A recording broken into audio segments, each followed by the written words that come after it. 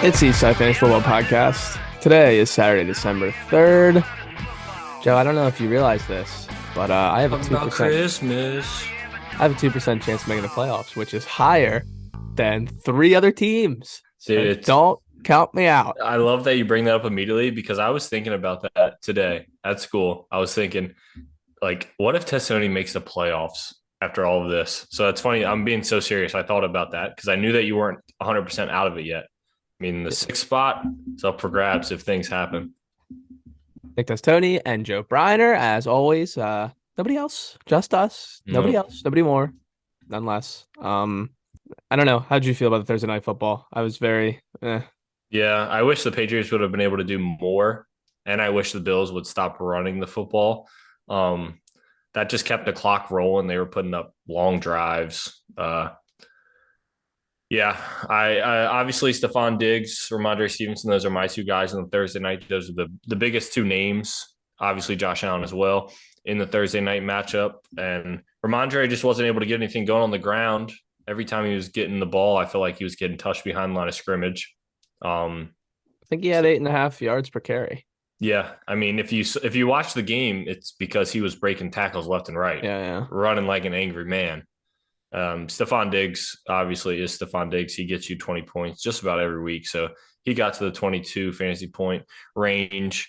Ramondre Stevenson did have some PPR value with some catches later on in the game that still salvaged his day. So, I mean, all in all, it could have been a better football day, but Gabe Davis, Jacoby Myers, those are kind of your two letdown spots there a little bit. Gabe Davis found the end zone, but I believe finished with only one catch, right? I think he had two catches, 15 yards. And Okay.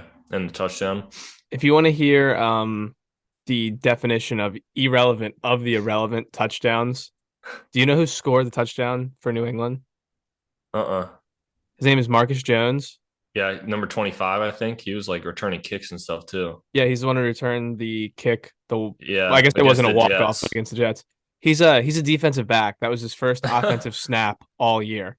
That's electric. I did not know that. Um, so if you want to talk about irrelevant TD, this guy, I don't know if you saw this, but not ESPN, but NFL, the NFL fantasy app, their Twitter account put out. We don't even have this guy on our on our servers. They didn't even have anything to post about him, huh? Didn't even have his They info. well, no. I mean, like he's not even an option on like fantasy. Oh yeah, to play, you mean? Yeah, no, I thought you meant like on social media, like posting about him or something. no. They just you simply could not play him if you have the NFL app. That's great. That's funny. No, first offensive snap of the year, and he scores a touchdown, and I was like, all right. I had a That's little it. parlay. I had a No little more parlay touchdowns. going. No I more know. touchdowns for the Patriots. They couldn't get any kind of offensive anything going, to be honest.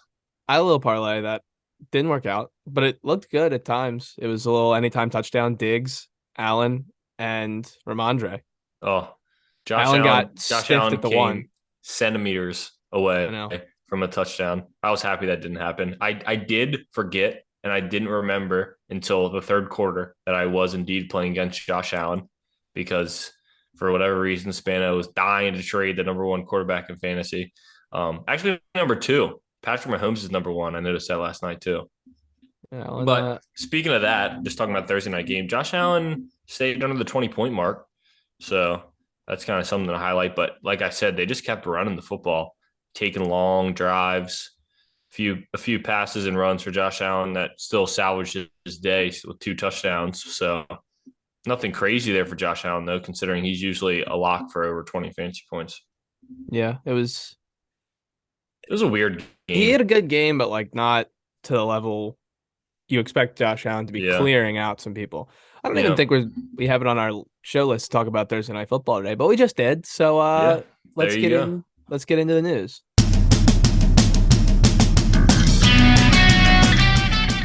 Jamar Chase, Joe, expected to play Sunday versus the Chiefs. Yep. Who's playing Atkins this week? Do you know? Because I would be pissed off if it's like everybody just got to play him without Jamar Chase, and now all of a sudden, because I know I'm playing Jamar Chase in my big money league, and I'm thinking the same thing. I Everybody have just Jamar played. Chase. Everybody Uh, just played this team without Jamar Chase, and now he's going to come back and scorch the earth against me. It's Jackson. Fuck you, Jackson. Jackson, by the way, is looking to go. He's already set Yep. record for the most wins. I'm sure you've learned about that. Well, of course. But he's trying to also, if he beats Atkins, he would beat everybody in the league this year because that's his only loss this year was to Atkins back in my week goodness. 3. Yeah, so that'll be interesting. So I have Jamar Chase, and I've been thriving in my other league because I have a very good deep team. I can afford a loss, but it's interesting if I want to play him because I think there's been talk about whether he plays a full amount of the game, and yeah, I mean it's a good matchup because he is against the Chiefs. You're hoping that this is going to be a shootout. Yeah. I mean, I have him in a league too. I have him in one of my other leagues, and I think I'm going to play him. I do have Tyler Lockett also on that team, and those are the two names that I'm going between. So I'm definitely going to be looking up till Sunday to see if there's any word that he's going to be on a snap count that may make me change Tyler Lockett. It's a tough one. I don't know. What would you do in that situation? Just to throw that at you. Lockett or Jamar? I'd probably go Lockett or Jamar. That's what I have right now. Jamar's in the lineup at the moment. So my other options in this league, I have James Conner and DJ Moore because I can put them in the flex. Those guys are both on bye. So the only other options are Treylon Burks. I think it's easily Jamar there. Yeah. And then Mike Williams is out, so I can't use him. But Miles Sanders is the one guy on the bench. Could be a flex, you're saying? Yeah, so my running backs in right now are Zeke, Jacobs, and then I have Amari Cooper in the flex. I can move. Cooper obviously goes to just a wide receiver spot. So then it's really Jamar or Miles Sanders. And, Miles Sanders plays Tennessee this week. Their rushing defense has been pretty The thing with stellar. Miles Sanders is I think he's so tough to gauge. He is. Like, I really like him, weeks but and he's had nothing weeks. He's still like I think he's RB13 at the moment in PPR leagues because he's had big games. But then there's some games that it's Jalen Hurts getting it all on the ground, and then they're passing to AJ Brown, Devonta Smith. So Kenneth Gainwell gets in there. So that it's tough. I think I'd probably lean Jamar. I think I would be starting Jamar unless you heard that he's going to be on a very limited snap count prior. That would be the only thing that would stop me from wanting to play Jamar, I think, in that situation. Yeah. Najee Harris, abdomen, escaped a major injury, did not return to Monday Night Football. Jalen Warren kind of looks like the lead guy because I think. Yeah. Who else is there? Anthony he doesn't have an McFarland injury designation anymore. Who, Najee? Ant Mac is there. No, Jalen Warren, because Jalen Warren did miss the game that Najee got hurt. Yeah. He's back, but I think and if Najee misses, Benny Snell as well. Benny Snell has injuries. No, Benny Snell is just one of the other backups I was saying. Benny Snell, Jalen Warren, and Anthony McFarland are the three other running backs on the depth chart. So, all right, you go ahead and talk about Aaron Rodgers. I'm going to go look because I actually think Pittsburgh might have some other. I have somebody else. Benny Snell might be banged up too. Oh, okay. Yeah, you go check that. I mean, Aaron Rodgers, the thumb and abdomen injury right now. I thought it was the thumb that pulled him out of the Sunday Night Football, I think, game they played in. Sunday Night Football, yeah. But it was actually an abdomen injury. He's quoted by saying he plans on playing this week.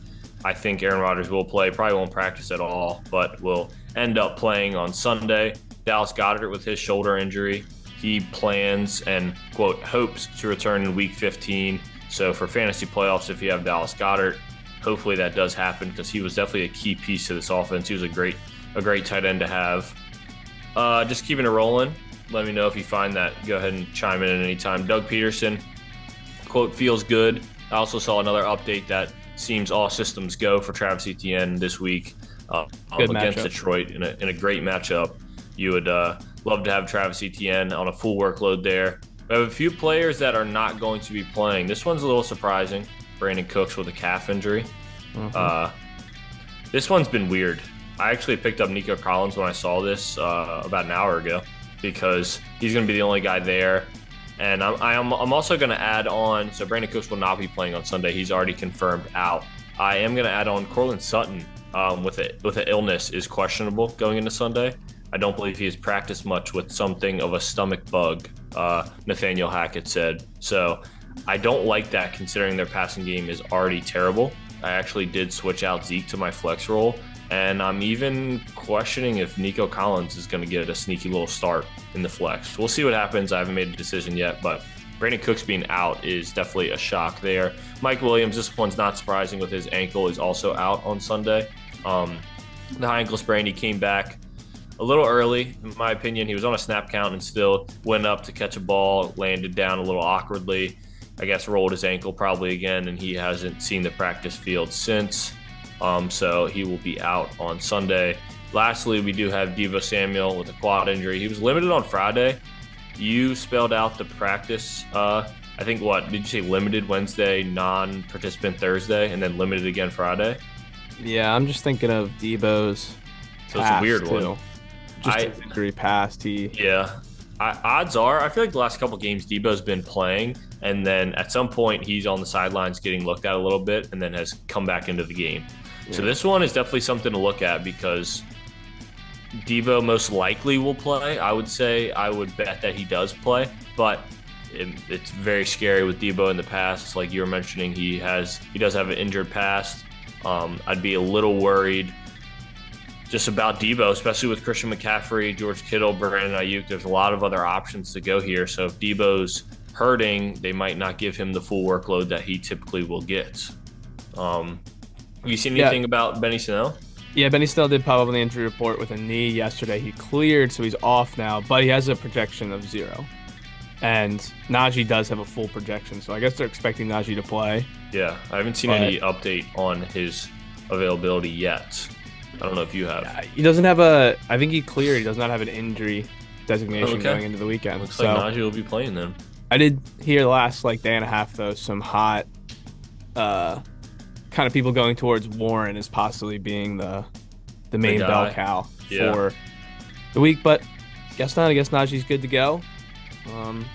Some people on this podcast before have said he's not an athlete, but yeah, that has happened. Maybe and then the crazy thing about that same person is he actually dropped Jaylen Warren before all this happened. He did scoop him back up, but he did. Yeah, he dropped him. So it's he's really a Jaylen Warren believer, but he's put him on the waiver wire, so that's questionable. He got him back though, so nothing to say there. Let's get to trade talk. I'm going to make him an offer he can't refuse. All right, real quick, this one, don't need to set up anything. I said it before. Dobbins and Dulcich.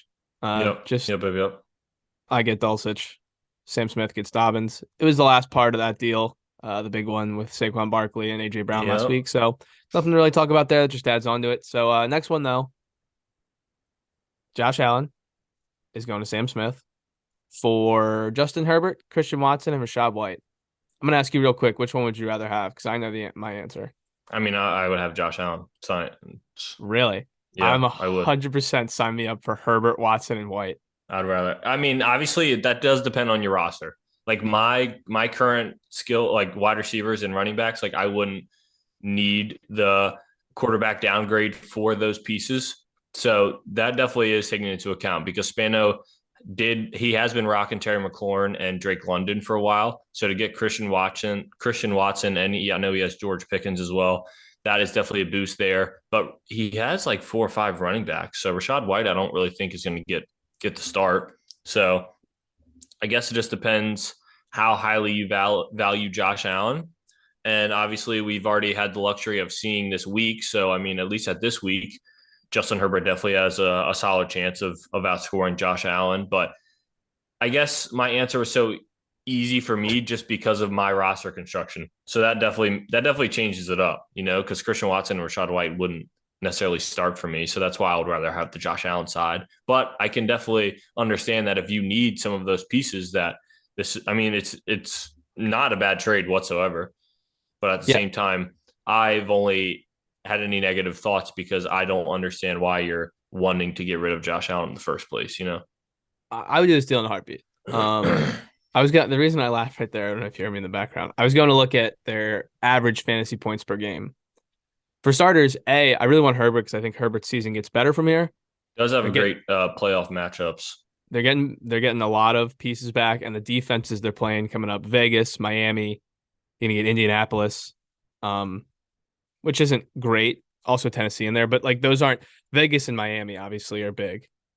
And the Rams, you can go all over them. That's week 16. I don't know what the fantasy thing goes to.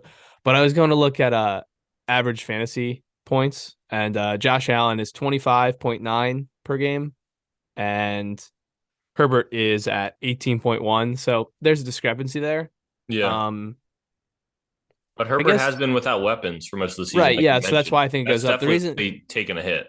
The reason I laughed was because the guy who has the best average fantasy points per game at the quarterback position is Mike White currently, Oh my God. All right. Well, 27.8. that doesn't count. Well, he's at the top. One game, Yeah. 27.8 points. So What name, I'm curious, is highest up there that's actually played this entire season? Patrick Mahomes. Mahomes. Yeah, I figured. Because if you get to go into this, I'm trying to think who hasn't even been in their bye yet. Like Kyler Yeah. is kind of skewed just a touch, just because he hasn't. He's on his bye this week, Yeah. but yeah, I mean, he still kind of lines up at 20 points. I guess I buy Christian Watson right now. I'm all over Christian Watson. I have another league, and the guy's red hot. Yeah. There's no denying that. And Rashad White, so it's really interesting to see. I have him, and I don't know if I'm going to start him in another league where Lenny's coming back. Yeah. So what does that look like? I don't know. And I don't know by the either. way, in a Bucks offense, it's not good. There's nothing that, when you just look at this trade, there's nothing that you can negatively say that like this is a bad trade. The reason that I was saying so wholeheartedly of Josh Allen's side was strictly because of my current roster construction in this league. So that's why I feel like it makes sense for Spano, but at the same time, I wouldn't personally do it just because I would rather have Josh Allen, which is, I think, I mean, it was a great deal for Sam Smith though. He was not playing Christian Watson regularly. Rashad White was a fill-in guy for him, and now he's upgraded his wide receiver core with AJ Brown from you, downgraded his running back room though. So I think, I mean, it makes sense for both sides. Last trade, this one. So, this one, our trade deadline was November 30th. I didn't even know when it was. I knew it was November 30th, but I didn't know the time. It was at Yeah. 12 o'clock.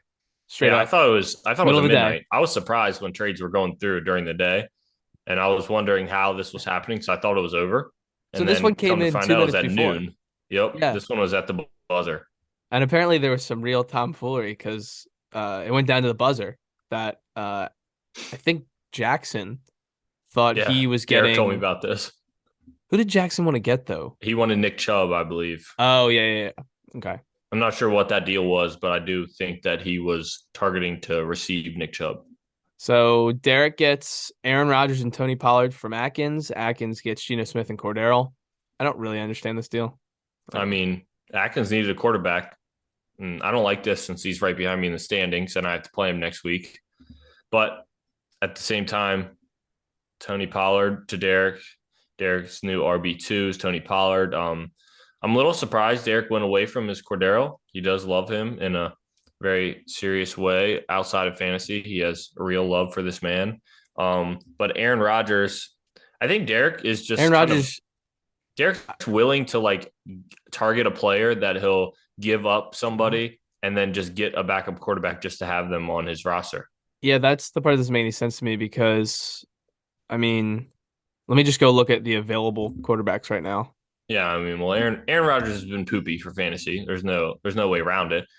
I think that was just added in. But like, why would you? Yeah, I mean, I guess, but I like, don't know. But you could just go Geno for Tony Pollard straight up. But I guess Atkins probably wanted a running back in return. I mean, I don't know. What's the point of rostering Aaron Rodgers? He may not. Bryce Perkins is out there. Your favorite player. Oh no! Think John Wolford's getting the start. I already saw it. Fucking thank the heavens. At least they'll throw the ball. I don't know if it's gonna be good, but they'll throw it. Can I make a board bet? Yes. Okay. The Jets win this week. If the Jets win this week, Mike White will be rostered by Soup. You think he'll drop Brady for him? Man, he's gonna pick him up. So I'll say by next waiver show, Mike White is a Soup and Sammy. I mean, I have history. I have history rostering 3 quarterbacks, so I might just have to mess this whole thing up for you. That'd be rough. I'm writing it down right now. So Soup and Sammy, Mike White is destined for that team. By this time next week, today is December 2nd. Friday, December 2nd. You're saying I'm by gonna this say by time next next week? waiver. By next period. waivers. Yeah, All yeah, right. yeah. I don't know if he puts the waiver in, but I'll just say by next Wednesday. How about that? Roger that. Yeah, those are the trades. Nothing Uh, really crazy, but actually, we're gonna get into our starts and sits of the week, but now I'm curious. We might as well recap. I think it does tell you somewhere, transaction counter, what the total trades were this year. yeah. I did Can you 8. see it? I did. Yeah, yeah. I had 8 trades. I have like 5 or 6. I have a decent amount too, I believe. What does this mean, loss? I made 8 trades. Derek made 8 trades. Sam Smith made 9. He's a Um, trade man. I love trades though, so everybody I'm made a here trade for in it. this league. The least amount was Soup with 2, tied with Jake Wills, who made 2. And where are you at, Joe? Well, Jake You Wills' made trades all involved defenders and kickers and one running back, if I remember correctly. Brian Robinson was the one skill position player that he traded for. And one was a kicker and a defender with Sam Smith. One was a defender and a running back for a defender with Derek. That's what it was. Jake Wills got Brian Robinson. a big hat. Yeah. And Um, a big guy. Dude, I loved that so much. That was so good. all right, let's get into our starts and sits of the week. Speaking of sits, I mentioned earlier, I hope you're sitting your Arizona Cardinals and your Carolina Panthers because they're not playing Yep. this week. They are not. I'll let you start off, Joe. Sure thing. I tried to find a little down the line guys to start this week. My first one is Kareem Hunt playing the Houston Texans. All time revenge game for Deshaun Watson. I went this route because Kareem has not been good this year. He's not been getting involved as much. But when you're playing the Houston Texans, typically multiple running backs have found the end zone. Multiple running backs have gotten involved because the score has typically been run up a little bit. So I think Kareem will get involved here. I'm also kind of calling a shot that I think Deshaun Watson will be getting involved in the passing game with Kareem a little bit more on those late downs, getting Kareem Hunt involved, and I think could be a good start against Houston, actually. My second guy here, George Pickens. He seems to kind of be taking over George Pickens' nose. He seems to be taking over this wide receiver room. Deontay Johnson, Tessoni, he gets the targets. Let me tell you. Your favorite thing. He gets the targets. But Thank they have you. not turned into anything. Fuck you. Bye. They have not turned into anything. George Pickens has been the bigger beneficiary of Chase Claypool disappearing. And my headset is just not staying on. I'm wearing it very Yeah, I'm weird. wearing it. I'm seeing it right now. I don't want to Go ahead mess and up get through this. not trying to mess up my hair, trying to keep my headset on. Long story short, George Pickens, my other George start. Pickens is Joe's start of the week. George Pickens against the Atlanta Falcons. I think he gets it done. He's been getting the end zone targets that Deontay Johnson has not been getting as well. And George Pickens just seems like the alpha wide receiver of this wide receiver room. So I'm playing him against the Atlanta Falcons.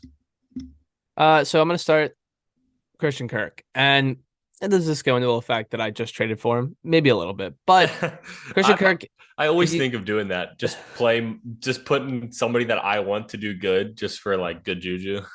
Well, no, I actually believe in him this week, and No. I feel you. should be a game where I actually have the over in a bet. Jags and Lions. Yeah. Trevor Lawrence looked really good last week.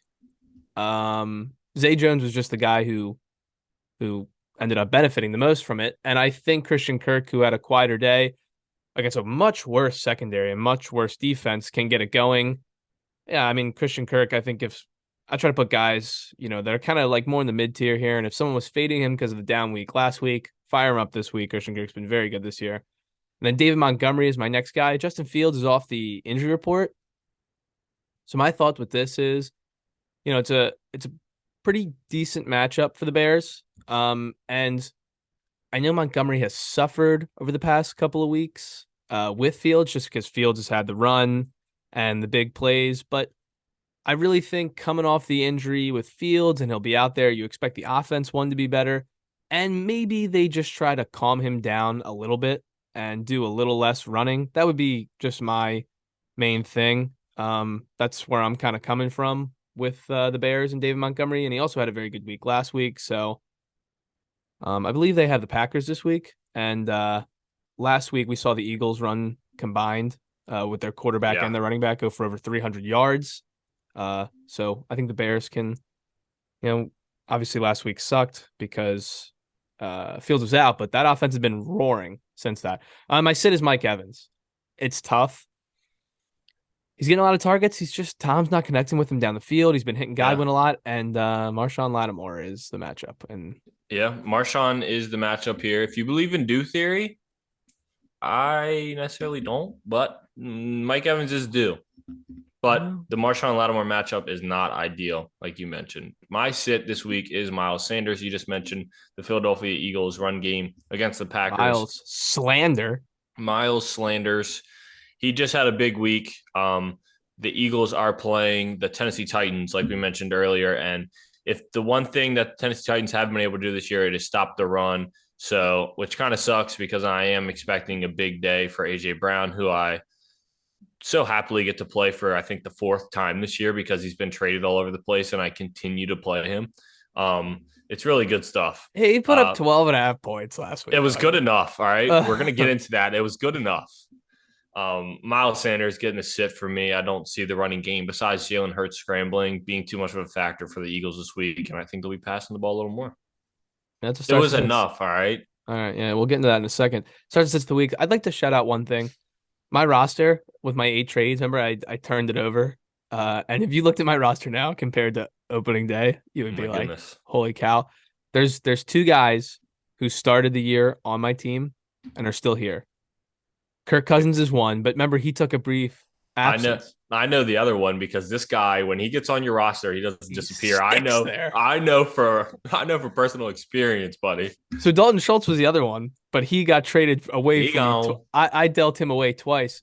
Jerry Jeudy is the lone player on my roster who has not been dropped, who has not been traded. He has been the only guy to have a contract with the, I guess in the beginning I was still the Macho Man Randy Savages, but with my franchise, the Familia Testoni, he's the only guy to hold. But he's been the only one to stay in the locker room all year. Something about Jerry Jeudy. 2 years ago, his rookie year, remember? I had him. I know. I played him. You never played him. I didn't play him a single time. He sat on my bench the entire season. I never got rid of him. You know what? This is all a lie because there's one more player. I just looked at him. Drafted 182nd overall in the 16th round. Devin White. Shout out Devin White. Devin White and Jerry Jeudy have been the only guys. They're the seniors.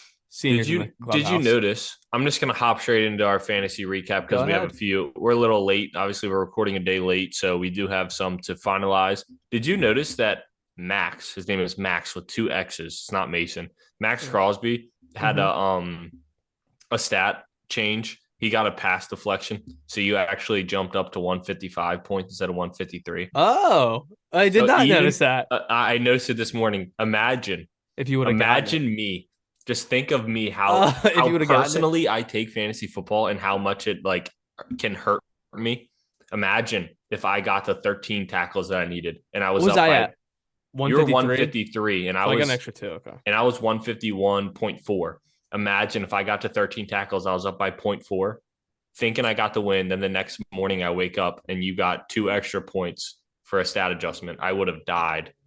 But I'll be honest, I was watching that game and I really thought you were going to win it. They were giving tackles to... Dude, the man just finds... What's his name? The ball carrier. Franklin. Zaire Franklin? Zaire Franklin. There was a couple times he got tackles. Like, I guess in our league, you can have an assisted tackle and still get a point. But I was like, there's no way. Yeah. He would just come in at the end. The guy was already down. He would come in and get a hand on him. They go, tackle, give him a point. The guy knows how to find the ball carrier. There was twice that I know of that he was the closest person when Matt Ryan slid, and he was the closest person when somebody ran out of bounds. And I know I got tackles for both of them. And I was just like, oh my God, keep it going. But luckily, I'm honestly happy that I did not get right over the hump because I would have been distraught to find out that Max Crosby had a pass defense and got those extra 2 points. So Max Crosby is a dog. He might be my best player. You did get the win. You move up to 4-8. You beat me by actually 3.5 points instead of 1.5 points. Cool off. Our two matchups, if you combine them, I think I'm ahead by like 1.5 points now because I was up by 6, I think, after our first matchup. And then this matchup, you beat me by 3.5. So I was only up by a couple. the podcast bowl definitely was a close one all year. So like I said, you went to 4-8 after getting the win. I dropped down to 8-4 after getting the loss. Atkins and Andy still had some Monday Night Football stuff going on. Andy needed a little bit more. I think he only lost by 5 points. He had Jonathan Taylor and Michael Pittman. Atkins got the win, though. He moves to 7-5. Andy drops down to last place in 3-9. Derek and Spano, this one wasn't super close. Spano had Najee going, and I think George Pickens as well. And Spano was not able to get it done after Najee gets hurt. So Derek moved up to 9-3, while Spano dropped to 4-8. Those were the recaps of those last weeks. I know it's been a while since that happened, but that is the few matchups that still had Monday night. So I'll go through the current standings right now. Jackson is in first place with the best record we've seen so far in this league at 11-1. Derek, we actually have Soul 1 through 4th place, 1st through 4th. You don't see that too often. Usually there's some ties mixed in there. A little shocking. Jackson at 11-1. Derek is in Soul 2nd place at 9-3. I, after losing, have dropped down to Soul 3rd place at 8-4. With Andrew Atkins, after getting the win over Andy, is in Soul 4th place at 7-5. Following that, this is when we get into our ties. Tied at 5th, Jake Wills and Sam Smith. The playoffs started tomorrow. Those 6 names I just said would be the 6 names in the playoffs. Tied 7th, we have Soup and Diego, both 1 game out at 5-7. Tied in 9th, Bryce, Spano, and Testoni, all 4-8, fighting their good fight. And in 12th, we do have the commissioner from first to worst at the moment, 3-9, sitting at 12th place. He's actually been eliminated from the playoffs as well. So he's 100% can't get there. You got to be able to get to the 6-win margin. Yep, you're right. Yeah, so you need to win both, and you need some help. Yeah. That's what you, Bryce, and Spano would need in order to get into that 6th spot. Yes. Gotcha. And now we just wrapped up last week. We're going to hop straight into the next one immediately after. We do have the fantasy matchup preview. I'll run through this real quick. We had Thursday night already. I'm going to start with mine. I'm playing Sam Smith this week. Sam Smith had Josh Allen, get him just under 18 fantasy points. I had Stephon Diggs and Ramondre Stevenson, 22 for him for Diggs and 13.8 for Stevenson. So as of now, I'm at 36. Sam Smith at 17.9. I'm projected to get to 140. Sam Smith projected 129. Not a huge jump there. I'm highlighted Joe Burrow, Ken Walker, T. Higgins, Tyler Stinkin' Higbee's in the tight end spot. Ugh. On the flip side, Christian McCaffrey, Zonovan Knight getting the start for Sam Smith. Bam is getting the start. Jalen Waddle, A.J. Brown, Amari Cooper, as well as Dalton Schultz in the tight end spot for Sam Smith. Next up, this is actually a big matchup. Bryce could drop down to last place, tied with Andy Collins. He would actually go below him if Andy wins because Andy would have the head-to-head matchup. Bryce is sitting at 126, while Andy, who had Dawson Knox, only get a point due to a tackle. He also had a linebacker and a kicker combined for 12 fantasy points. Andy's sitting at 13. The projection's 126 for Bryce, 120 for Andy.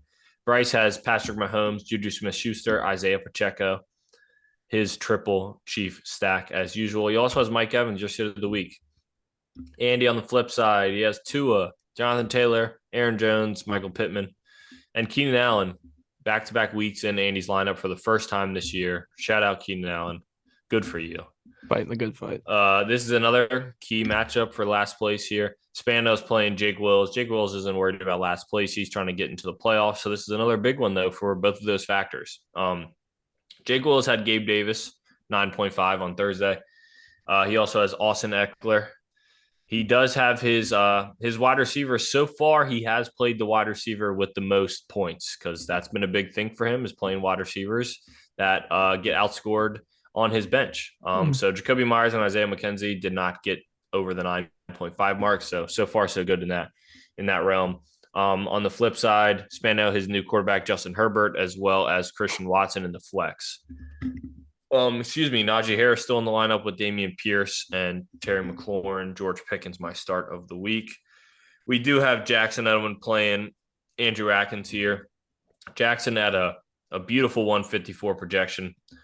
I'm not even going to go through his lineup. You know it. It's star-studded. It is a great lineup. He's got a new quarterback this week. He does. Good call. Deshaun Watson is getting the start for him against Houston since Kyler's on bye. That actually works out perfectly for him. I know he drafted him. He's held on to him this whole time. Gino's getting the start for Andrew Atkins. Cordero Patterson is not getting the start. The other piece in that trade there. He does have David Montgomery, your start of the week, Nick Chubb, Jamar Chase, Deebo Samuel as well in his lineup there.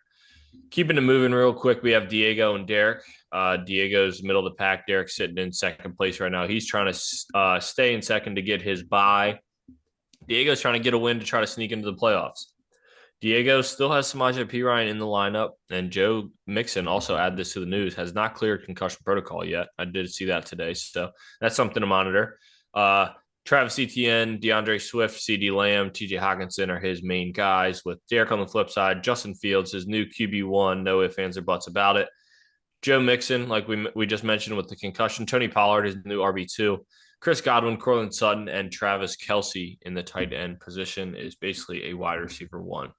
The projection there is Diego's at 115, Derek's at 144, so quite a difference there. Lastly, we do have my co-host Nick Testoni up against Soup and Sammy's. This projection is within 2. You are up at 134 with Soup at 132. You have your new running back room of Saquon Barkley. You obviously still had Latavius Murray, Devontae Adams, Garrett Wilson, Christian Kirk, some new wide receivers as well on your team. Taysom Hill getting a start. I'm sure you love that. You want to hear the reason behind that? Yeah. It feels like something that would just bite Soup in the ass. That he's on Monday night and Taysom Hill would just have a big game. So I'm sorry. I hope that doesn't happen. I am playing against him in a different league. Soup, Harrison Bryant. I paused for a second because I just noticed that Harrison Bryant is in the game, and Njoku is out. As podcast host, aka me, I usually do the news. I got to do better because that's 2 guys that I didn't have on there. Joe Mixon, David Njoku is not playing this Sunday. He has been ruled out. Spano also has his nice lineup going here with his Eagles, Jalen Hurts, Miles Sanders, my sit of the week, Dalvin Cook, Tyreek Hill, and Amon-Ra St. Brown with Gus Edwards in the flex since DeAndre Hopkins is on bye this week. And that wraps up the fantasy matchup previews. Good luck to all the guys fighting for playoff spots, buys, last place. Good luck, except for you, Sam Smith. All right. We'll be right back with the Sunday preview.